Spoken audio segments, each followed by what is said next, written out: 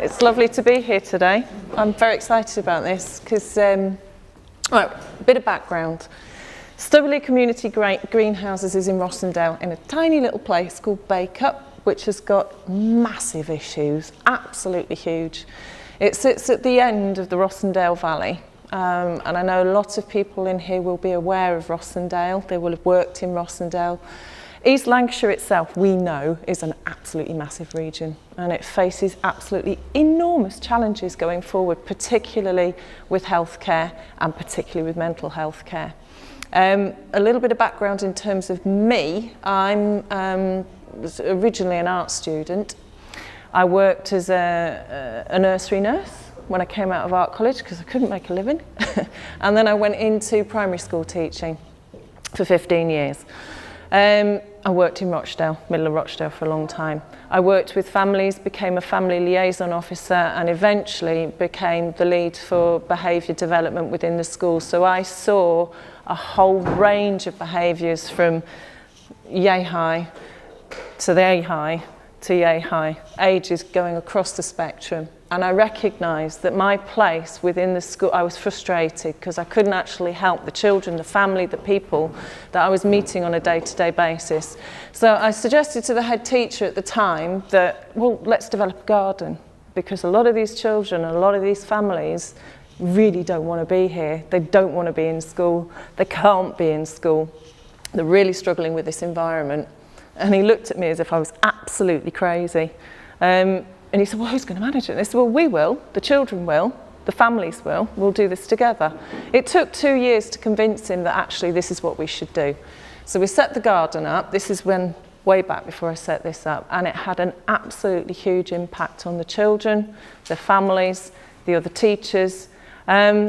Sadly, that project and that job finished very quickly because my son got very poorly. He had a very negative experience of meningitis, so I had to take a lot of time off work, and I decided whilst I was off nursing my son, became his main carer, that I didn't want to go back into teaching. I wanted to do something completely different where I actually had a say in what I wanted to do, what I wanted to kind of produce in terms of my work.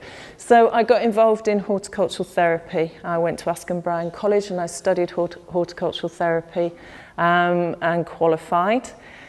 Fortunately, I found the job that I now work in my final stages of that work whilst I was at Askham Bryan, and they allowed me to go and work and do my final thesis on the project that I was developing, which is actually Stubbylee Greenhouses. This place is so close to my heart, I cannot tell you. The things I have seen here are absolutely amazing. It's life transforming.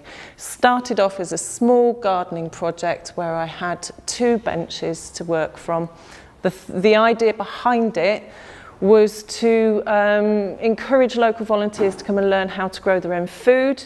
I would train them how to do that, give them the confidence to go back out into the community, find people who had gardens but couldn't do that, couldn't garden, didn't want to garden, needed some kind of social interaction. However, I very quickly found that that was not going to work, because basically the amount of people coming to me wanting gardening training were incredibly vulnerable, had a range of mental health issues which weren't diagnosed a lot of the time.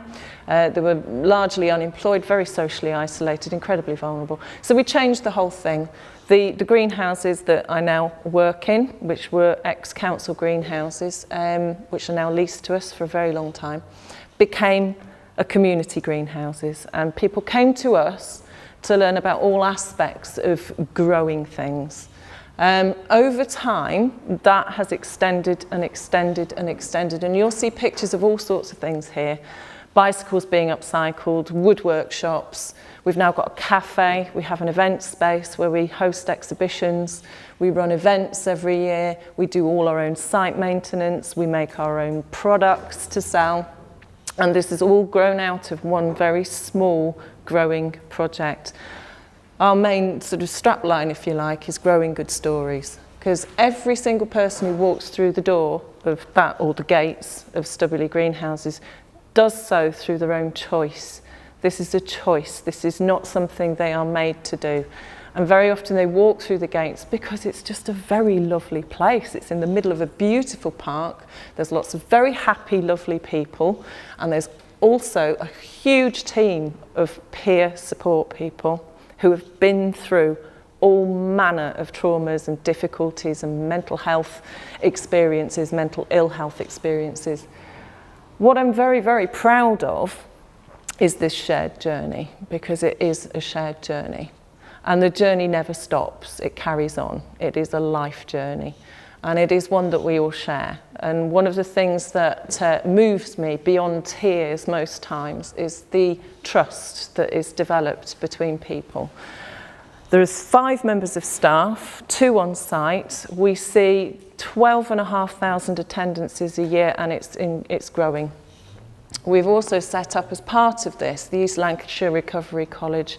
As a charity, we fund all this, either ourselves or through things like the National Lottery.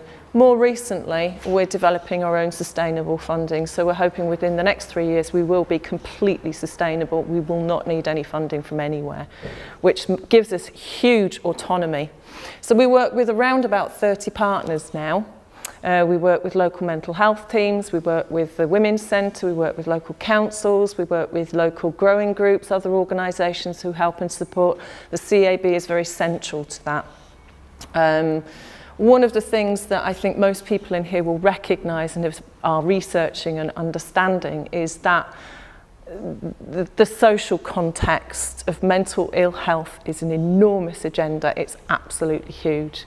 The people who come to us very often have gone through various different episodes and cycles of mental health interventions and treatments. They come to us as people. They're not patients. They're definitely not service users. In fact, it's a sackable offence if I say that to anybody. They are people. They come with their names. They are not a diagnosis. They don't have that written. In fact, we don't even know half the time. They come to us as a person, and it's up to them to share their story. So they will tell us what they need to tell us or what they want to tell us at any given moment. And the lovely thing about gardening is that it gets rid of that intense one-to-one relationship that you sometimes have when you're sat in a room with a therapist. Now, a lot of people find therapy extraordinarily useful and it helps them move forward in their journey, but some people are absolutely terrified of it and cannot maintain that sense of themselves in that place. So having a garden area which is safe and vital and beautiful and something that they've had ownership over gives them the freedom to be able to walk around and talk to people when they feel comfortable. And a lot of this is done through the peer network that we have. We have around about 70 volunteers on site throughout the week, and all of them have been trained through mental health awareness. They've been trained for peer mentoring. They're doing safeguarding training. So these are people who come to us with needs and wants and desires to move forward in their journey, their personal journey. And through that, they have recognised, as Fiona was saying, that the thing that has helped the most is to know that they're needed, and they're needed by other people who are going through what they went through or something similar a few years ago. So they've actually become empowered and confident, and they are now what we call experts by experience. And I'm very happy to say that we work with a range of different companies now. Remploy is one, where they're actually being employed as experts by experience to help them go around the country and assess various different areas that the CQC have recognised need a little bit of attention. So at the moment they're looking at residential homes for the elderly. In the next few months they'll be looking at mental health units, and so some of our participants will be helping them do that and being paid to do that, because their life experience, regardless of what their careers, their education, those facets of their identity, the thing that has been most central to them is how to own their feelings, their diagnosis, so that it doesn't become debilitating. This is something that will help them move forward, and they're very proud of it. So all the images that you see here are images of things that we have created on site, and every single thing is part of one person, some person's, a group of people's journey. So it's a testament to what can be achieved When the first couple of people arrived on site 10 years ago when I started working, it was a group of about 7 people with a variety of different learning difficulties from a local residential home.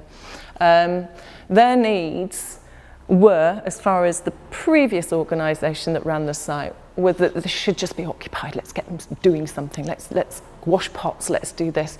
The activities really didn't have that much meaning. Now, every activity on site contributes to our future. So if they're building a sustainable bottle wall, that's going to keep the smoking shelter wind-free. When we need a smoking shelter, we can't tell people to go and smoke in the park because then they feel isolated. So we have a smoking shelter. They will help us clear the drains because that means that, you know, our drains are not blocked. They'll help us build new offices for us, which is what's happening now. So everything that happens on site contributes massively to what we can do in the future. One of the things that, just to finish up, one of the things that somebody said to me recently is that she'd been through various different therapists, CBT, and found elements of it really useful going forward. I mean, she came up to me one day and she said, "You know what, gardening's so much cheaper than therapy, isn't it?" And then she said, "But you get tomatoes." And I think the synergy and the relationship that people have in a space where they've got time to re-identify, to just stop and reflect on all the various different interventions that they've had. Because some people have come to us with maybe 4 or 5 different types of interventions, some of which they can use bits of, but the majority of it is just pure confusion. I just don't know where to go next. I don't know what to do next. I don't know who to talk to next. And very sadly, by the time they get to us at that stage, they've lost their families and they're living on their own. The relatives have either moved away or they are completely isolated. And I completely get how important it is that friends and family support people, but by and large, the majority of people that we see have nobody. They have absolutely nobody at all. So what we've created is an open access site where anybody can walk through the door, and you've got that sort of second family there, if you like. So everybody takes that role really seriously, because we all know that it's okay to be not okay. We know that. And the majority of people, staff, volunteers and peer mentors who work on this project have all been through that. They're experts by experience. I've had my own mental health issues, and one of the things that has been most useful to me is knowing that the people that I come to work every day will pick me up if I need the help sometimes. Just knowing that is absolutely, it's so powerful. So that centrally goes through absolutely everything we do. It's not just about gardening. There's huge synergies with the life cycle of people, plants, our planet, nature, right the way through from germination, growth, harvest, decay, death. That cycle is got so many metaphors to enable people to work through things like loss, grief, changes in their own circumstances. It's all part of being a human, living, growing person. So if you would like to know anything more about what we do, we have a website and we've got a variety of different courses and lots of information on there. Just type in the greenhouses and it'll give you everything that you need to know. I'd be very happy to speak to anybody who would like to see it, have a tour, or is interested in coming talk to us and delivering sessions on what they're doing, because the Recovery College is going great guns, and we're really interested to have as much involvement from wider parties as possible. So thank you very much for your time.